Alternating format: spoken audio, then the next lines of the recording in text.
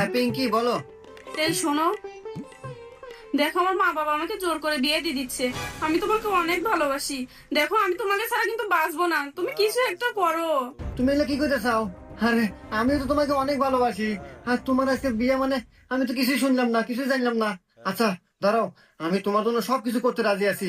আমি আর তুমি ভাইগে যাবো, ভাইগে যা বিয়ে করবো। তুমি একটা কাজ করো, তোমার বাড়ির পাশে যে বাগানটা আছে তুমি খালি ওই জায়গাটায় আসো। আমি ব্যাগ ট্যাগ গোছায়া রেডি হয়ে আমি আসতেছি। তুমি তাড়াতাড়ি আসবা কিন্তু, হ্যাঁ? আচ্ছা ঠিক আছে, তুমি তাড়াতাড়ি এসো। আপুরে, তোর তো কপাল খুলে গেছে। কেন, কি হয়েছে রে? আপুরে, শুনলাম দুলাভাই নাকি অনেক বড় লোক, সরকারি চাকরি করে, মাসে 1 লাখ টাকা বেতন পায়। তোকে নাকি 10 ভরি স্বর্ণ দিব। আবার শুনলাম বিয়ের পরে হানি মনে নিয়ে যাবো, তাও আবার সুইজারল্যান্ড।